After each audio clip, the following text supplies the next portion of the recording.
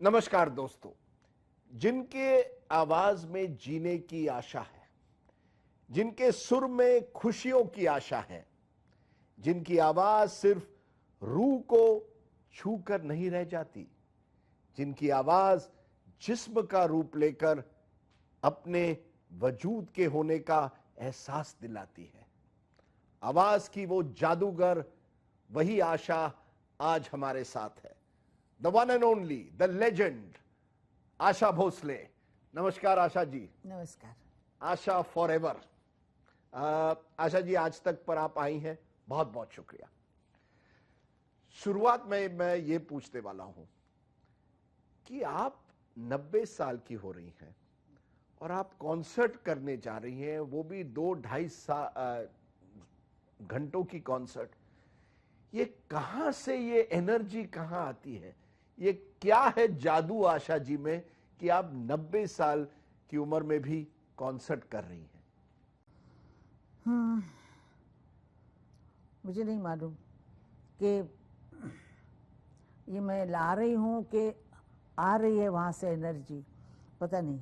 मेरा शायद स्वभाव ही ऐसा है, बचपन से मैं ऐसी हूँ। जो काम, हाँ, जो काम करना वो करना ही है, और बगैर सोचे भी ज़्यादा काम करती थी।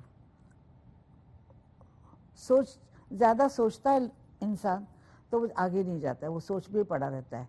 तो बगैर सोचे भी थोड़ा काम कर लेना चाहिए। पर कुछ टॉनिक होगा, कुछ आवाज में टॉनिक है, कुछ जिसमें टॉनिक है, कुछ तो है। क्योंकि मैं गूगल कर रहा था, दुनिया में ऐसा कोई सिंगर मैंने नहीं देखा जो इतने सालों से एक तरह से लोगों के सामने आकर इस तरह के गाने। ठीक कह रहे हैं आप। लेकिन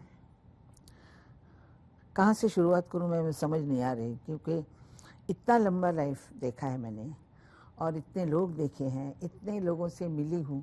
म्यूजिक डायरेक्टर हैं, डायरेक्टर हैं, एक्टर एक्ट्रेसेस, सब, मतलब कुछ रहा ही नहीं है 80 साल में। क्योंकि शुरुआत होती है 10 साल की उम्र में। आप पहला गाना मराठी पिक्चर में करती हैं। हाँ, मराठी पिक्चर मैंने माझबाळ करके पिक्चर थी, उसमें एक कोरस गाना, मतलब बच्चों का ही गाना था, तो वो गाना मुझे कहा कि गाने के लिए। तो मैं 10 साल की थी। 1943। हाँ, HMV के लोग आए थे और वहाँ वो उनके वैन वगैरह लेके शूटिंग, मतलब शूटिंग नहीं, रिकॉर्डिंग हुआ था। तो वो गाना था कि चला चला नवबाला गुंफू चला सुममाला, ऐसा गाना था। 1943 में मराठी पिक्चर थी। उसके बाद हम लोग बम्बई आ गए, नाना चौक में हम रहते थे। तो दीदी का तो शुरू हो गया था काम, मैं भी, मेरा ही शुरू हुआ था। लेकिन मांगने की आदत नहीं, काम नहीं मांग सकती हूँ, किसी से कुछ मांग नहीं सकती हूँ। लेकिन मेरा नसीब अच्छा कि म्यूजिक डायरेक्टर जब बुलाते थे तो वो कहते थे कि अब गाना गा के ज़रा मत सुनाइए, आप हमारा गाना गाइए। तो जैसे उन्होंने गाना गाया तो हम उनको जैसे प्रेजेंट वापस रिहर्सल में गा दिया, तो बोलते थे पास पास पास।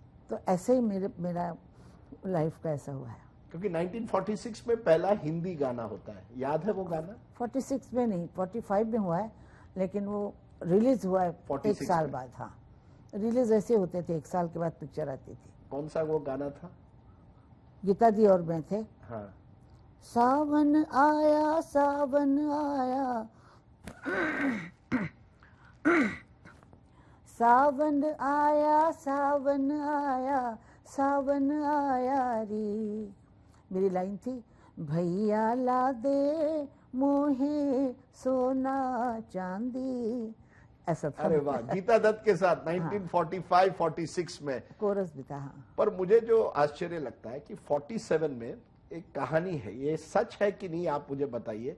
आप यहां जाती हैं फेमस स्टूडियोज महालक्ष्मी, और एक ही दिन में 2 मशहूर गायकों को रिजेक्ट किया जाता है। एक है आशा भोसले और दूसरे हैं किशोर कुमार। क्या ये सच है? सच है।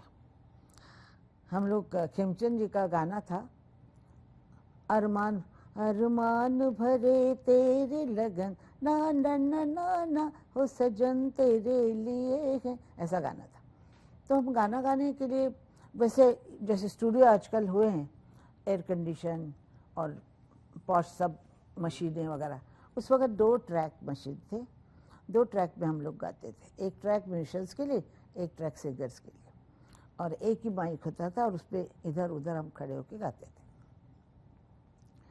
तो गाना शुरू हुआ, हम माइक पे गए, दोनों माइक पे गए, किशोरदा और मैं।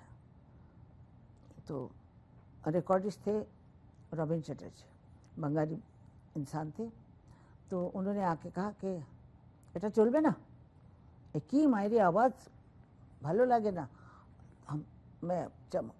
वो तो समझ गया बंगाली, वो तो बोलने लगा आशा गड़बड़ है। तो मैंने बोला, मैं चुप रही, छोटी भी थी मैं।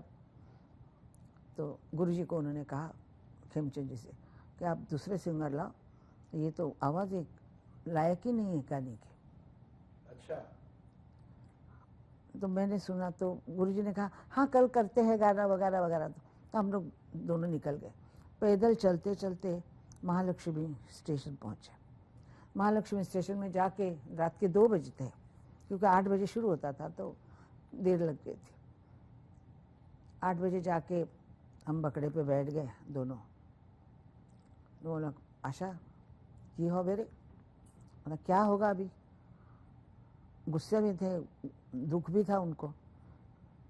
मैंने बोला कुछ नहीं होता है दादा, आप जैसे गाते हैं, आप यॉडलिंग करते हैं, आपकी आवाज़ और आपकी जो भाषा पे कंट्रोल है, हिंदी बहुत अच्छी है, कोई खंडवा से थे ना वो। तो मैंने कहा आपको तो कोई रोक ही नहीं सकता है, आपको कोई नहीं रोक सकता है, आप चिंता मत कीजिए। तो ठीक बोलती है ना। हाँ मैंने बोला मैं ठीक बोलती हूँ। हाँ ठीक है, मैं भी ऐसे ही करूँगा, मैं ज़रा ध्यान दूंगा, ये करूँ।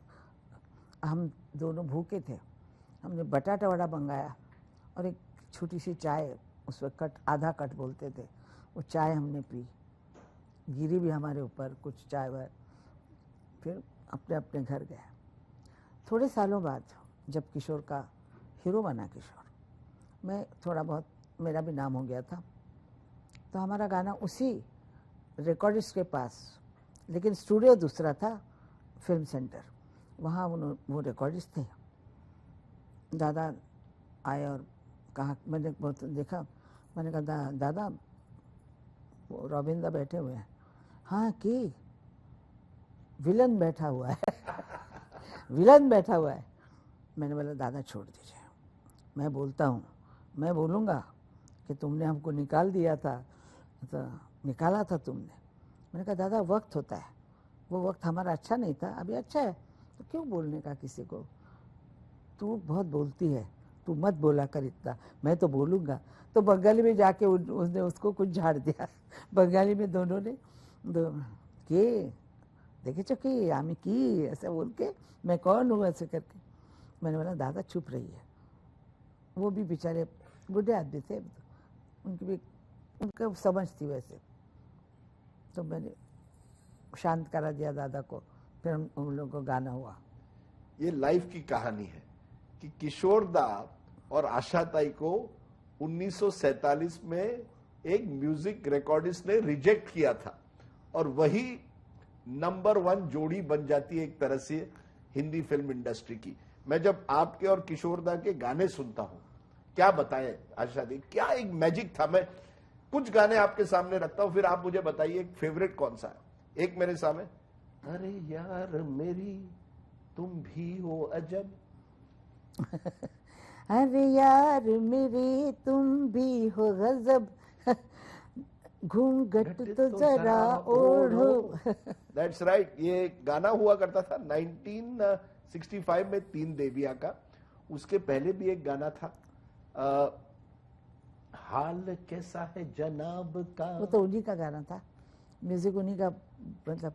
हाँ, और आप दोनों एक तरह से शुरू करते हैं, हाल कैसा है हाल कैसा है जनाब का, अरे वाह, क्या ख्याल है आपका, तुम तो मचल गए ओ ओ ओ, यूं ही फिसल गए आ आ आ। अरे वंडरफुल, दिस वाज चलती का नाम गाड़ी। जब मैं ये पिक्चरें देखता हूँ, तीन देवियां 1965, चलती का नाम गाड़ी 1958, आप लगातार उनके साथ गाती रही। खुल्लम खुल्ला प्यार करेंगे हम दोनों, पर मेरा एक फेवरेट है, छोड़ दो आंचल जमाना क्या कहेगा। उसका एक है वो आह, ये था ना, आह छोड़ दो आंचल, ये जमाना आह जो था।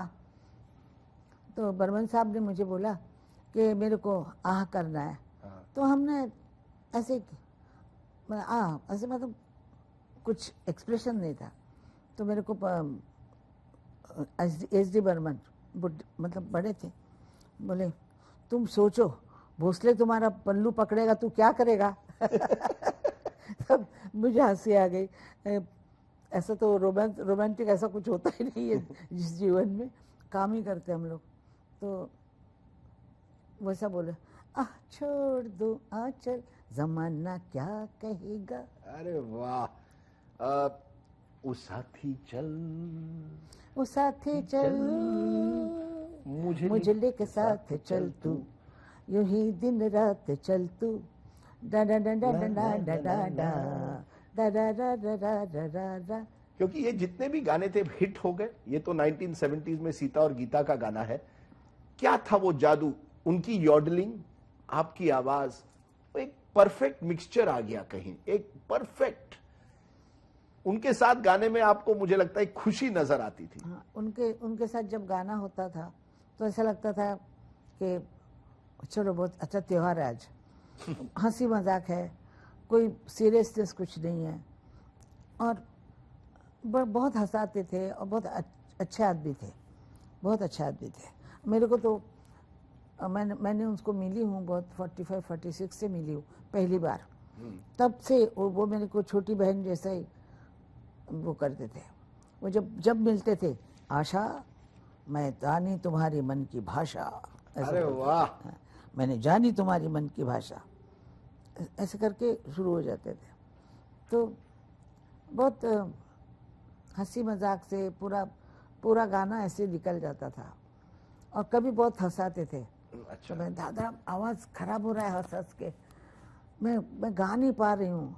मैं बोलते थे मैं यही चाहता हूँ ना, तू नहीं गाए मैं अच्छा गाऊँ, मेरा अच्छा हो जाए गाना, ऐसा बोलते हैं। लेकिन आशा जी, उस रिजेक्शन के बाद धीरे धीरे छोटे कदम लेते हुए, क्या ये सही है कि उन अर्ली डेज में, शुरुआत में, आप शमशाद बेगम को एक तरह से रोल मॉडल मानती थी? दीदी तो थी, लता दी तो थी, लेकिन ये कहा जाता था कि आशा जी शमशाद बेगम को कॉपी करने की कोशिश कर रही, क्या ये सही है? नहीं, अगर मैं कॉपी करती हाँ। तो कैथरीन वैलेंटिना कोई अच्छी मतलब दुनिया की बड़ी सिंगर की कॉपी, उनकी आवाज़ इतनी तगड़ी थी कि कोई आवाज़ उनके सामने माइक में जाती ही नहीं थी। शमशाद बेगम की? हाँ, बहुत आवाज़ तगड़ी थी। तो हम ये करते थे कि हमें जगह मिलती नहीं थी माइक पर, एक ही माइक होता था और एक लकड़ी का सामने होता था कुछ हाथ पकड़ने के।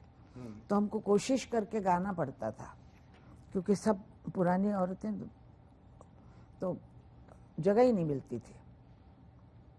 तो हम कोशिश करके उनकी जितनी बड़ी आवाज़ करने की कोशिश करते थे, क्योंकि अगर लाउड ना गाए तो आवाज़ जाएगी नहीं। अच्छा, जगह नहीं देते थे। अच्छा, उनकी इतनी ताकत थी आवाज में। एक दो गाने उस जमाने के 1950s में, नया दौर एक पिक्चर आती है, जी। और वो एक तरह से आशा जी आपके करियर को एक तरह से बदल देती जी है। हाँ, जी। ओपी नैयर का म्यूजिक है, जी, बिल्कुल। और एक के बाद एक, और उसमें रफी जी के साथ। जी हाँ। तो हमने किशोर के बारे में बात की, लेकिन रफी जी के साथ भी आपकी वो जो कॉम्बिनेशन थी, वो भी बहुत उस जमाने में बहुत आगे चल गई। रफ़ी साहब बहुत नेक आदमी थे, अच्छे आदमी थे, बहुत कम बोला करते थे, और आते समय हर एक से आदाब आदाब करके आते थे, चाहे कोई भी हो।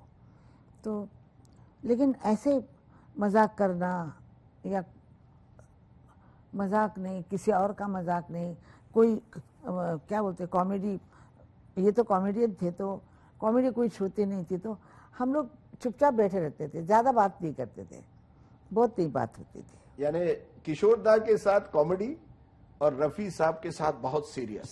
सीरियस मतलब ठीक। लेकिन जब गाना गाते हैं तो मैजिक हो जाता है, क्योंकि गाना तो है मांग के साथ तुम्हारा मैंने मांग लिया, मांग के साथ तुम्हारा मैंने मांग लिया संसार। और उसके साथ जो है बहुत मुश्किल का एक गाना होता है उसी नया दौर पिक्चर में, उड़े जब जब जुल्फे तेरी, उड़े जब जब जुल्फे तेरी, उड़े जब जब जुल्फे तेरी, हो उड़े जब जब जुल्फे तेरी, कवारियों का दिल मचले। अरे वाह। पर यही तो है ना कि एक गाना उस तरह से होता है जो जैसे आप कहती हैं एक अलग तरीके का गाना हो जाता है, और वही आशा फिर किशोर दा के साथ, या जब आर.डी. बर्मन आपको कैबरे गाने को कहते हैं, तो एक अलग कैसे ये वर्सिटैलिटी कहां से आती है, ये तो अजब है, ये तो आपकी सबसे बड़ी मैं समझता हूं खूबी है। क्या हुआ था कि हमारे घर में सब गाने वाले हैं, पिताजी से लेके दीदी, तो दीदी की आवाज़ मेरी आवाज़ मिलती थी। अगर मैं कोशिश करती कि दीदी जैसा ही होता था गाना, तो एक बार एक आदमी ने बुलाया कि आशा पिक्चर से, आशा पिक्चर में हीरोइन का नाम है, वही रिकॉर्ड पे था। उस ज़माने में रिकॉर्ड पे गाने वाले का नाम नहीं आता था, तो आर्टिस्ट का नाम आता था। तो मुझे उन्होंने समझा कि मैं वो हूँ जो दीदी का गाना था। उन्होंने कहा आशा का गाना है, तो मुझे बुलाया। तो मैंने साफ साफ बोला, मैंने कहा मैं वो नहीं हूँ जो गाना आपने बोला वो दीदी का गाना है। मैं अच्छा बोले हमारी गलती हो गई। तब मैंने सोचा कि मैं दीदी से अलग करना चाहिए, दीदी जैसा अगर गाती हूँ ऐसे बोला तो दीदी होते हुए मेरे को काम नहीं मिलेगा और मेरा अपना नाम नहीं होगा, मेरा अपना नाम होना चाहिए। इसलिए मैंने अपना स्टाइल बदलना शुरू कर दिया। जो इंग्लिश पिक्चर देखते थे, इंग्लिश पिक्चर में लोग कैसे गाते हैं, कव्वाल कैसे गाते हैं, गज़ल कैसे गाते हैं, हर एक का वॉइस कैसे होता है, क्या एक्सप्रेशन होता है, ये मैंने सीखना शुरू किया। तो एक तरह से दीदी की से एक अलग पहचान बनाने के लिए कितना मुश्किल था, क्योंकि देखिए अखबारों में लिखता था राइवलरी, एक तरह से कोई राइवलरी कभी थी, वही दीदी जो आपको मुझे लगता है स्कूल ले गई और एक बार कहा कि अगर आप आशा जी को स्कूल में नहीं बैठाएंगी तो मैं भी स्कूल में नहीं जाऊंगी। ये सही है क्या कहानी? हाँ, मैं छोटी थी वो, तो हाथ पकड़ के मैं भी चली जाती थी, उंगली पकड़ के। मैं दीदी को छोड़ती नहीं थी और दीदी मुझे नहीं छोड़ती थी बचपन में। तो मैं उसके स्कूल में गई, तो 8 दिन के बाद मास्टर ने बोला एक आठाने में तुम दोनों सीखोगी क्या? आठाने होते थे ना, उस बहुत बड़े होते थे, तो आठाने में दोनों सीखोगी, चली जाओ घर, तो उसको छोड़ के आओ। तो दीदी रोने लग गई, मैं भी रोने लग गई। हम रोते रोते घर आए, तो बाबा ने कहा क्यों रो रहे? बोला आशा को निकाल दिया, मैं भी आ गई। बोले छोड़ो, स्कूल जाना ही नहीं तुम लोग। अच्छा, घर में पढ़ाएंगे तुमको। तो कोई कंपटीशन नहीं, दोनों एक साथ से आगे बढ़ती गई, क्योंकि आप दोनों ने करीब 80 डुएट गाए हैं, बहुत 80 से ज्यादा, 90 और एक दो गाने तो अजब के हैं। मेरे फेवरेट्स मैं बताता हूं, मैं चली, याद है? याद है। मैं चली देखो प्यार की गली, कोई रोके ना मुझे, मैं चली आहा। तो जब आप दोनों गाते थे साथ में तो कैसे लगता था? एक दीदी के साथ जब रिकॉर्डिंग होता था तो सोच के जाना पड़ता था कि वो क्या करेगी। वैसे हम लोगों की आदत है कि गाने को आइंदे वक्त पे टर्न कुछ देना, कुछ हरकत twist लेना, देना। ट्विस्ट देना, टर्न कुछ ट्विस्ट कर। तो मुझे लगता था कि दीदी क्या करेगी, उसको जवाब तो देना चाहिए। तो मैं भी ऐसे तैयारी से जाती थी। तो वो गाना अच्छा होता था, क्योंकि ये कंपटीशन है लेकिन हेल्दी हेल्दी कंपटीशन। कंपटीशन थी आप और दीदी में एक तरह से, कि कौन ट्विस्ट कैसे देगा। क्योंकि एक गाना है, ये तो 1969 मैंने कहा, पड़ोसन मैं चली। एक और गाना है उत्सव पिक्चर का, 1982। वो तो बहुत बाद में है उत्सव। हाँ, मन क्यों बहका रे बहका, बहुत मुश्किल गाना है, लेकिन आप दोनों ने एक मैजिक की उस गाने में। याद है वो गाना? मन क्यों बहका रे बहका आधी रात को, वाह वाह। बेला महकारी महका आधी रात को। तो 1969 में एक गाना होता है, 1982 में, लेकिन वो आवाज में जादू वही की वही रहती है। दीदी की याद बहुत आती है। पिछले साल मैंने आपको कोशिश की थी आपको इंटरव्यू करने की, जब दीदी हमारे साथ नहीं रही, तो आपने कहा नहीं, मैं नहीं कर सकती इस समय। नहीं कर सकते। याद बहुत आती है अभी भी। बिल्कुल। माँ भी थी, बड़ी बहन भी थी। माँ ने कहा था कि मैं नहीं रहूँगी तो ये तुम्हारी माँ है, तो हम माँ के तरह उसको मानते भी थे। और बड़ी सिंगर भी थी, आर्टिस्ट हूँ मैं, तो उसको मैं एज अ आर्टिस्ट बहुत मानती थी। तो एक सर से जैसे छाव होती है ना माँ बाप की, वो जब हट जाती है तो अलग लगता है, तो ऐसे लगता है। आपने एक रिसेंट इंटरव्यू में कहा कि आप हिंदी फिल्म इंडस्ट्री की लास्ट मुगल है।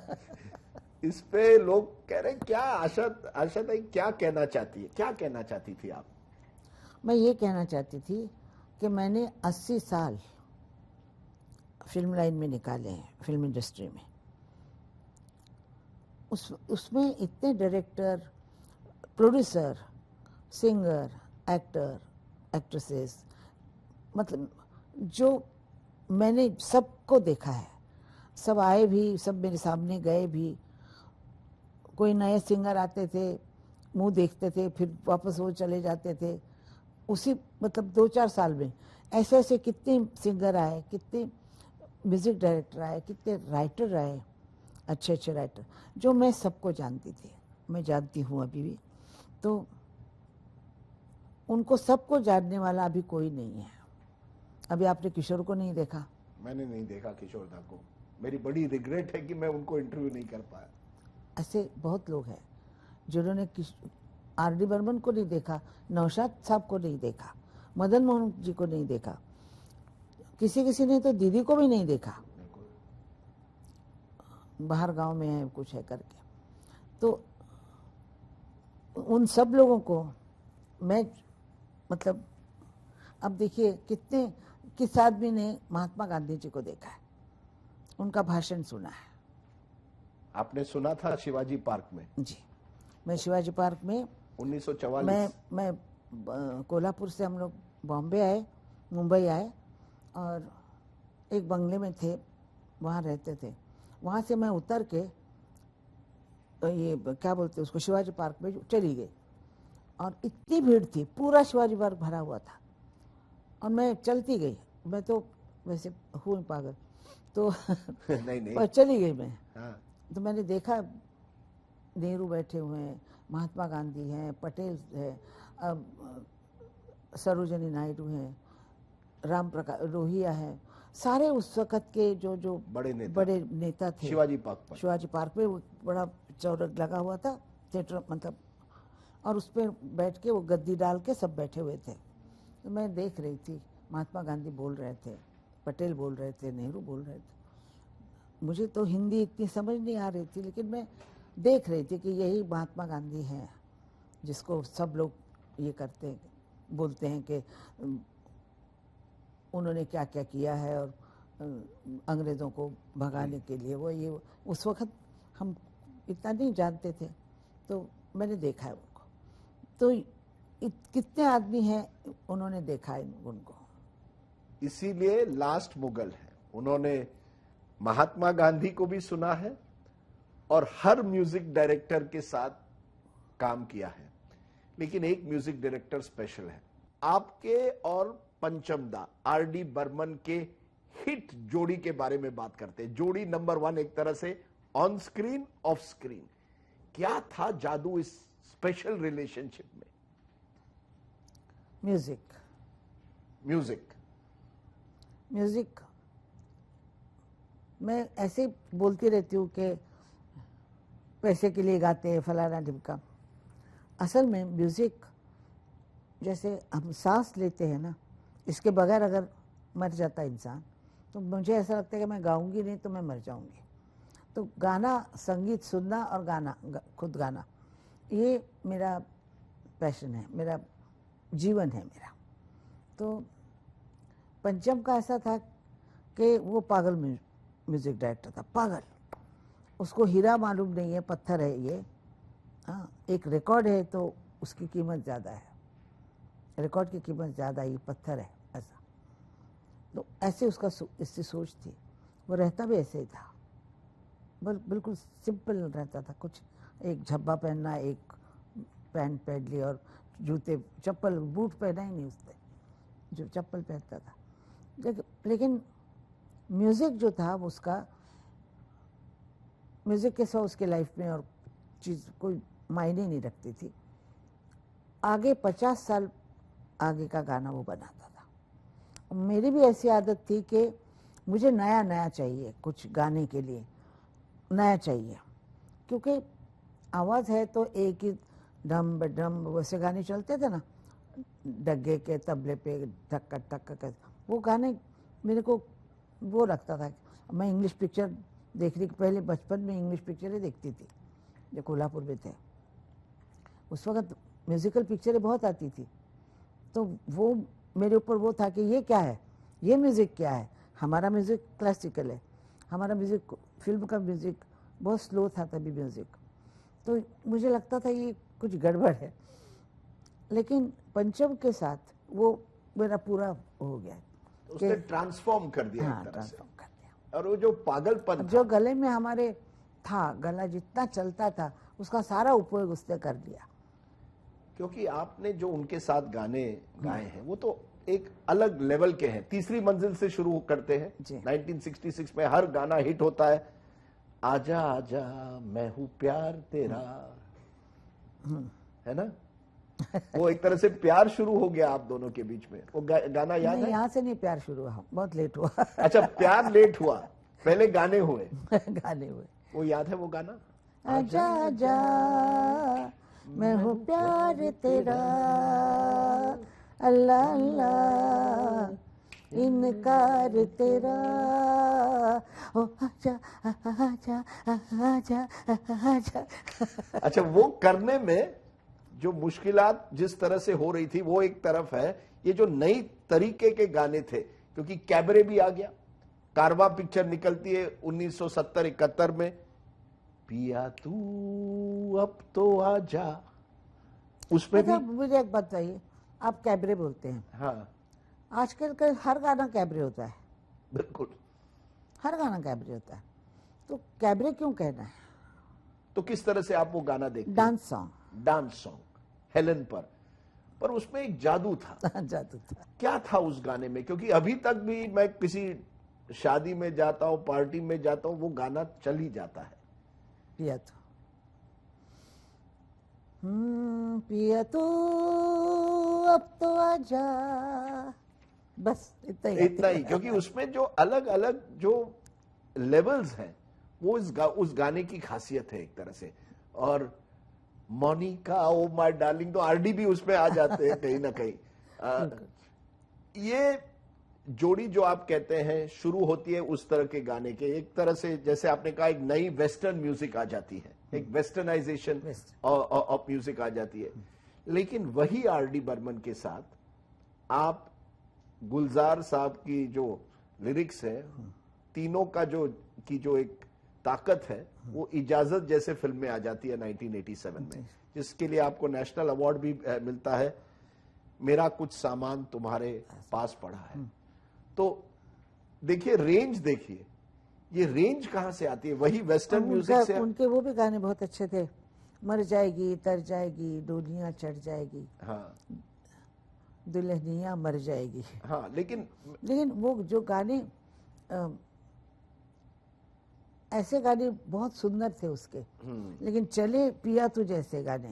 लेकिन ये गाने जो असल में बहुत सुंदर म्यूजिक था, अच्छा म्यूजिक था, वो इतने चले नहीं है, पिक्चरें नहीं चलती इसलिए गानों के ऊपर इफेक्ट होता है। तो पिक्चरें अगर चल जाती हैं तो। पर आपको कौन से गाने पसंद थे जब आप आरडी के साथ इजाजत के गाने करते हैं? कतरा कतरा, जीने दो जिंदगी है बहने दो, एक ऐसा सोलफुल सॉन्ग एक तरह से होता है एक तरफ, और दूसरी तरफ होते हैं ये जो हिट डांस म्यूजिक के गाने जिसमें जैसे पिया तू अब तो आजा। तो वो जो कॉम्बिनेशन होता है अलग अलग गानों का, आपको कौन से पसंद आते थे? हर तरह का मुझे गाना पसंद है। आपने मेरी लाइफ में देखा होगा कि कव्वाली मैंने शुरू की इश्क इश्क करके, उसके बाद कौन सी कव्वाली थी, निगाहें मिलाने को जी चाहता है। हाँ, अरे वाह, हाँ, या निगाहें मिलाने को जी चाहता है, वो तो निगाहें मिलाने को जी चाहता है, निगाहें मिलाने को जी चाहता है हो। बहुत बड़ा लंबा गाना है। हाँ, तो वो एक होता है। हाँ, फिर आप गजल भी करती हैं? जी हाँ। उमराव जान जैसे पिक्चर में, हाँ, दिल चीज क्या है आप मेरी जान ले लीजिए, अब वो गजल भी बन जाता है। फिर आप महबूबा महबूबा शोले में लेकर खतूबा, अली बाबा में कर लेती है खतूबा।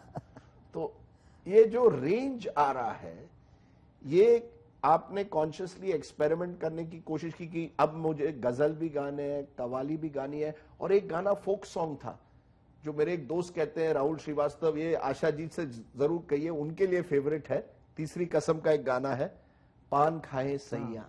पान खाए सैया हमारो सांवरी सूरतिया, होठ लाल लाल हाय हाय मलमल का कुर्ता। और उसी टाइम पे आप नमक हलाल जैसे पिक्चर में करती हैं, जवानी जाने मन हसीन दिल रुबा, है ना? जैसे सिचुएशन के गाने आते हैं वैसे गाते हैं, लेकिन म्यूजिक डायरेक्टर को लगना चाहिए कि ये गाना कौन गाएगा। अगर पिया तू दीदी को देते गाना तो नहीं होता, नहीं होता, नहीं होता। पिया तू वो गाएगी नहीं ऐसा गाना। जिस तरह हर गाने में खुद को डालना, झोंक देना, मतलब अपने आप को, वो होना चाहिए, तभी वो गाना वैसे होता है। अगर हम कोई गज़ल गा रहे हैं तो गज़ल के ही जैसे गाना चाहिए, वो फिल्म गाना लगना नहीं चाहिए। तो कव्वाली गा रहे हैं तो लगना चाहिए कि कव्वाली होना चाहिए ना। तो अपने आप को उस कैरेक्टर में आप डाल दीजिए। जैसे मैं रेखा बन जाती हूँ, मैं मधुबाला बन जाती हूँ, मैं कुछ भी हेलत बन जाती हूँ। हर एक के गाने के स्टाइल का वैसा मुझे बनना पड़ता है। पर आप सोचती थी कि जब ये गाना हेलन पर पिक्चराइज हो रहा है तो मैं किस तरह से गाऊंगी, ये रेखा पर है किस तरह से गाऊंगी, मधुबाला पर है किस, ये आप सोचती थी जब आप स्टूडियो में बैठती थी?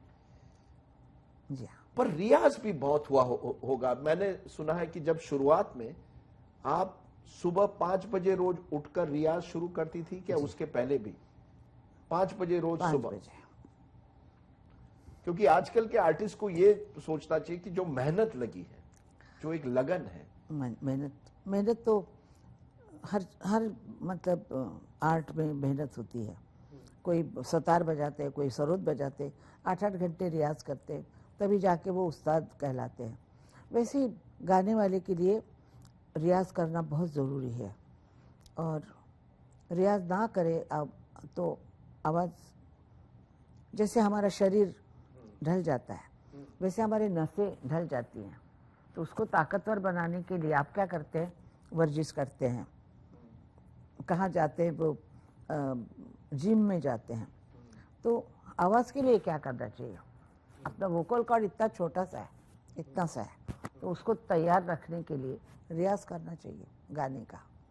तो ये जो 5 बजे उठना था, ये हमेशा जिंदगी में रहा था इतने सालों में कि सुबह उठकर रियाज हाँ, करना है? बिल्कुल। अभी तो मैं कभी भी रियाज करती हूँ, 12 बजे रात को भी करती हूँ, कभी 2 बजे भी करती हूँ। अभी भी? हाँ, अभी ज्यादा करती हूँ। तो एक आर्टिस्ट को क्या ये सबसे बड़ी एक तरह से ताकत है, प्रेरणा है, साधना है कि आप कभी ऐसा नहीं सोचती कि मुझे सब कुछ आता है, मैं अब परफेक्ट बन गई हूं? नहीं नहीं, कभी नहीं। संगीत में तो कोई नहीं कह सकता, बड़े बड़े उस्ताद नहीं कह सकते कि हम संपूर्ण हैं। ये तो इतना बड़ा सागर है कि आप पार कर ही नहीं पा रहे हो, कर ही नहीं सकते, और ना उसका तल कितना डीप है वो भी नहीं आप जान सकते। संगीत बहुत पहली कला है। संगीत हर एक को आता है, लेकिन आवाज़ भगवान की देन होती है। आवाज़ कोई नहीं ला सकता। आप सीख सकते हो गाना, लेकिन आवाज़ एक ही होती है जो जिसको भगवान देता है।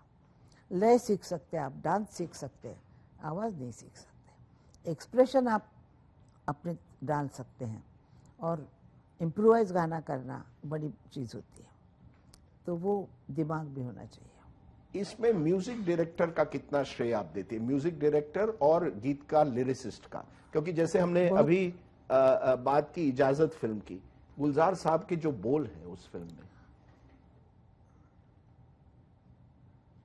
गुलजार साहब भी और साहिर साहब, मजरू साहब, शैलेंद्र, आनंद बख्शी कितने हैं, भरत व्यास जी है, प्रदीप जी है, कितने बड़े बड़े राइटर। मुझे ऐसा लगता है कि गाने की जान है वो बोल है, और उसका शरीर जो है वो म्यूजिक डायरेक्टर है, और उसका जो साज श्रृंगार है, कपड़े हैं उसके, वो आर्टिस्ट होते हैं। अरे वाह, ये तो आपने बहुत बड़ी बात अब कही। हम उस चीज को सजाते हैं, अगर वो नहीं सजाएंगे तो अब गाना वो नहीं अच्छा लगेगा आपको। क्योंकि अगर आज मैं आपको पूछूं, आपने शुरुआत की नौशाद साहब के जमाने से, फिर आप आ गई शंकर जयकिशन का जमाना, मदन मोहन जी, फिर ओपी नैयर, फिर आप आती हैं एसडी बर्मन भी थे, द ग्रेट एसडी बर्मन, मदन मोहन, और फिर आप एक नए जनरेशन में आ जाती हैं, आप AR रहमान साहब के साथ भी करती हैं, लगान जैसे पिक्चर, रंगीला पिक्चर। कोई फर्क नजर आया इन म्यूजिक के? आप एडजस्ट कर गई जैसे म्यूजिक डायरेक्टर्स बदलते गए?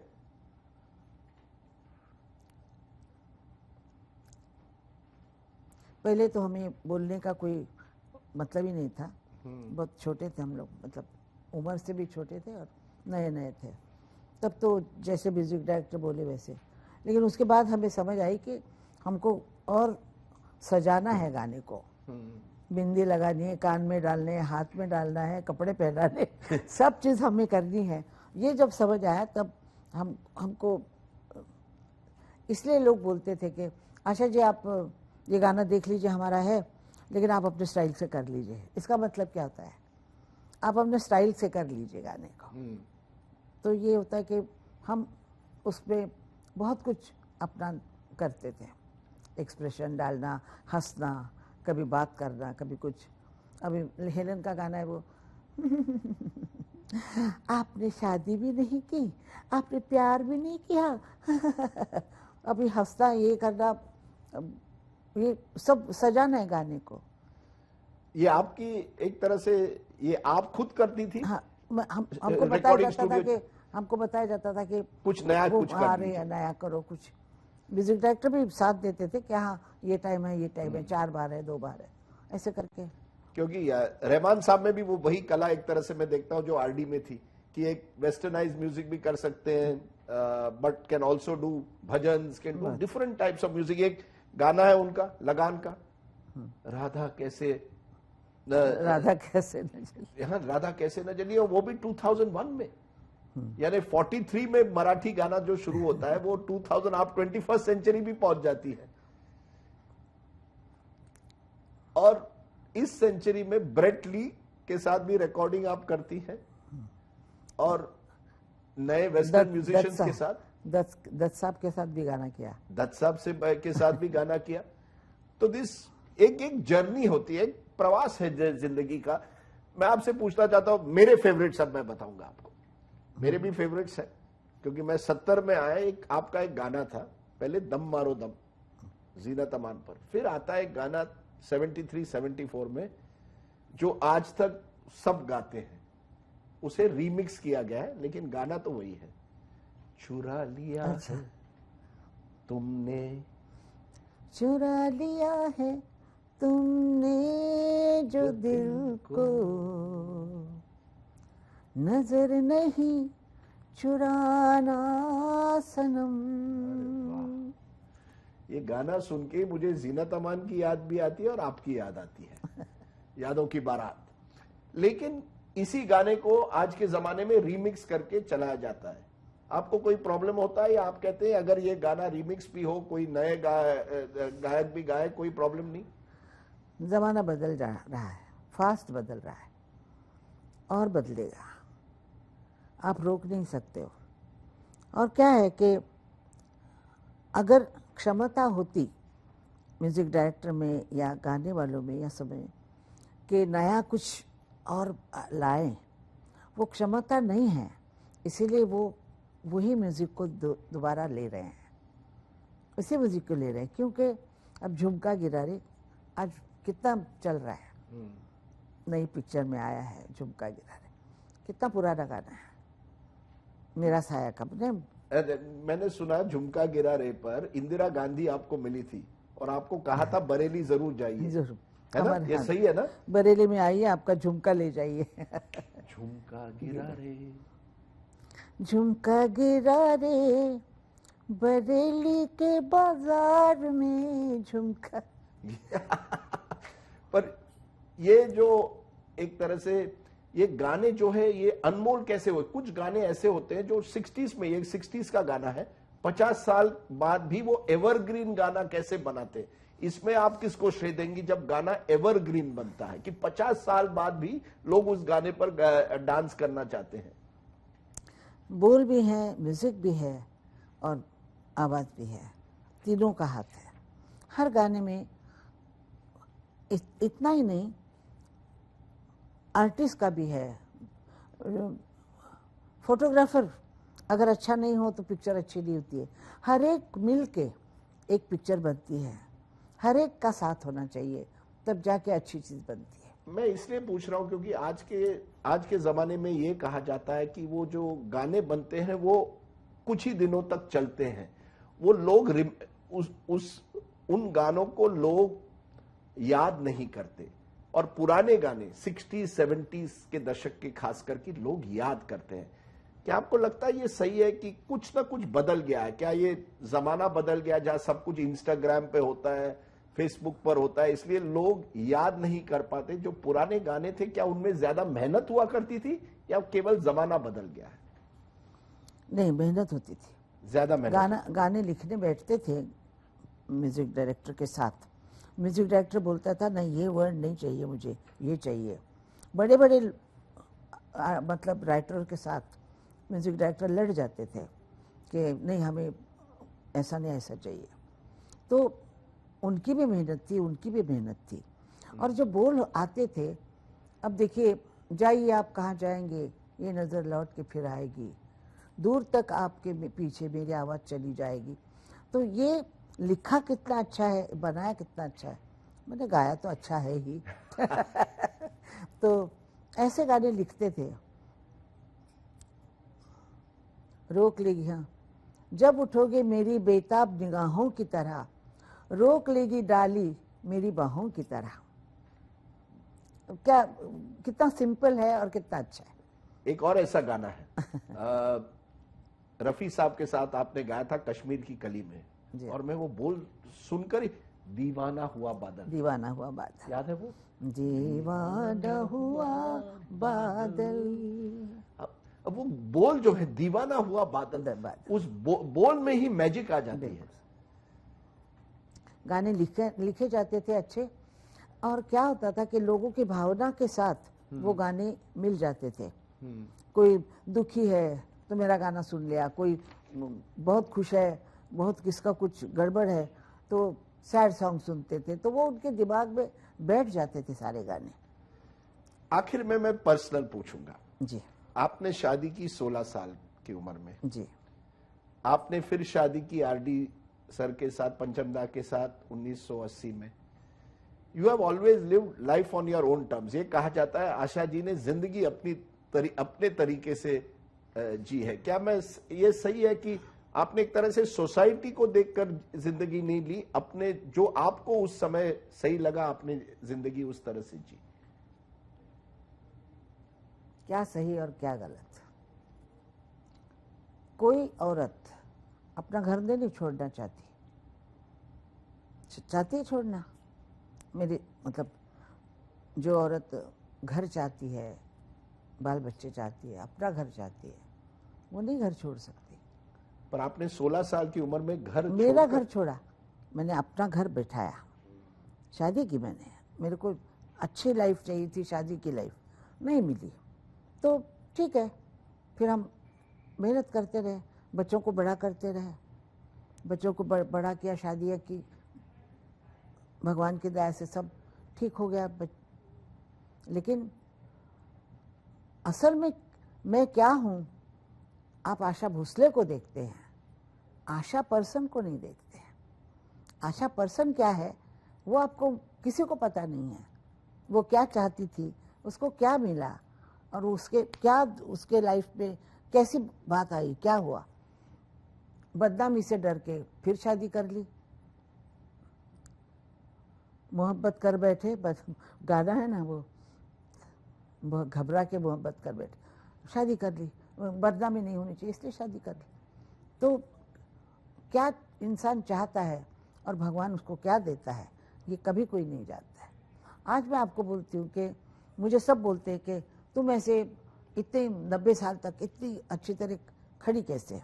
मैंने काम किया है, शरीर का भी किया है, मतलब काम धाम सब करना, बच्चों को पाला है सब, और रिकॉर्डिंग खड़ा होके रात रात पूरे 2-2, 3-3 दिन ऐसे चले जाते थे। साल के कितने दिन होते हैं बताइए आप? 365। 13-14 हज़ार गाने इतने साल में कौन गा सकता है बताइए आप? कितनी मेहनत की होगी, रात दिन गाने गाए होंगे कि नहीं, तब जाके इतने गाने हुए हैं। ये किसी को दिखता ही नहीं है कि मेहनत कितनी इस गानों के पीछे। दिन रात किए थे हमने।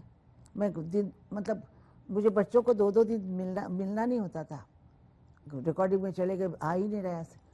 और शुरुआत में कितने रुपए मिलते थे एक गाने के? 100 रुपए मिलते थे। 100 रुपए। और वो 100 रुपए पहली बार आपने बटाटा वड़ा पे खाकर, मुझे लगता है आपके पति के साथ आप लोग बटाटा वड़ा आपने ज्यादा जब आज मैं ऐसे खड़ी हूँ तो इसके पीछे भी एक ताकत है। ताकत है मेरे बेटे की। मेरे बेटे ने मुझे, एक बार मैं बहुत झटका खा गई थी और मेरे कंधे ऐसे हो गए थे और मैं ऐसे चल रही थी, तो उसने मुझे कहा, आनंद ने कहा कि आई, जब से मेरा जन्म हुआ है, मैं तब से अभी मैं बहुत बड़ा हो गया हूँ, तब से मैंने तुमको सीधा चलते देखा है, तुमने कभी किसी मतलब बात से ये नहीं किया। अगर तुम वैसी नहीं रही ना तो मैं घर छोड़ दूंगा। तो मैंने कहा नहीं, मुझे मरते दम तक ऐसे रहना है। और जैसे तंबू खड़ा रहता है, उसका जैसे बीच में लकड़ी होती है ना, वो गिर जाती है तो तंबू गिर जाता है, तो एंड तक मुझे ऐसे रहना है। आप झुकेंगी नहीं, एंड तक आप वहीं रहेंगी? मैं झुकूंगी। मुझे झुकाने की बहुत कोशिश की, बहुत कोशिशें हुई, लेकिन मैं कभी नहीं झुकी हूँ। कभी किसी से कुछ मांगा नहीं और किसी के सामने झुकी नहीं। अरे वाह। तो ये मेरा लाइफ का वो है कि झुकना नहीं है और हमेशा डट के चलना है, सत्य का साथ देना है, झूठ कभी नहीं बोलना है, सत्य का साथ देना है, झूठ नहीं बोलना है। अब मुझे मैं बहुत अनपॉपुलर थी कि मैं सच बोलती थी, बहुत अनपॉपुलर थी। लोग बोलते थे मेरा गाना कैसा है, ठीक है, मैं बोलती थी वाह वाह क्या क्या गाना है। मैं कभी नहीं बोल सकती हूँ, अब ऐसे झूठ नहीं बोलती, संगीत में तो कभी नहीं बोल सकती हूँ। तो झूठ ना बोलने का बहुत खामियाजा हमको भुगतना पड़ा है मुझे। आशा जी, सही ये है, आप पद्म विभूषण हैं, आप Guinness book of world records में नंबर 1 है मैक्सिमम रिकॉर्डेड सॉन्ग्स, आप दादा साहेब फाल्के अवार्ड विनर हैं और आप देश की लेजेंड हैं। और मैं ये भी बता दूं, अभी मैं जो शो करने जा रही हूँ, हाँ, ये शो भी आनंद ने ही किया हुआ है। उसको ये दिखाना है कि मेरी माँ 90 साल में 3 घंटे कैसे खड़ी होके डांस करके गाती है उसको दिखाना है। और उसकी ये जो इच्छा है ना, ये मेरी ताकत है। उसकी इच्छा से मेरी ये ताकत बढ़ती है और मैं गाने के लिए मेहनत करती हूँ।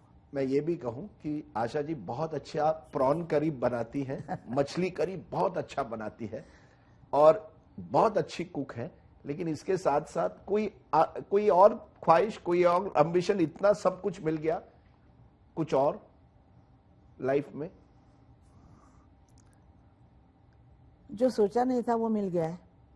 अभी सोचने के फायदा नहीं है, जो उसको देना है वो देगा।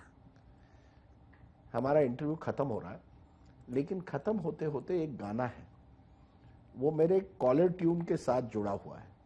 मेरा कॉलर ट्यून है मैं जिंदगी का साथ निभाता चला गया। हम दोनों पिक्चर है, 1960 या 61 की पिक्चर है। उसी पिक्चर में एक गाना है जिसके साथ एक डुएट करते हैं। मैं तो रफी साहब नहीं हूं, लेकिन फिर भी करते हैं। अभी ना जाओ छोड़कर कि दिल अभी भरा नहीं, अभी ना जाओ छोड़कर, कि दिल अभी भरा नहीं। आशा जी, सच्चाई ये है, दिल अभी भरा नहीं है। हम और एक इंटरव्यू एक दिन और करेंगे, क्योंकि आपकी आवाज इसी तरह से लोगों को एक अलग दुनिया में ले जाती है। आपने जो किया है म्यूजिक प्रेमियों के लिए, फिल्म प्रेमियों के लिए, देश के लिए, उसके लिए बहुत बहुत धन्यवाद। You are a true Bharat Ratna. हम चाहते हैं, आज तक के दर्शक चाहते हैं कि आपको एक दिन भारत रत्न भी मिले। तकदीर में जो होगा मिलेगा। आशा जी, आपने हमसे बात की, बहुत बहुत शुक्रिया, थैंक यू वेरी मच। ये थी the one and only Asha Bhosle.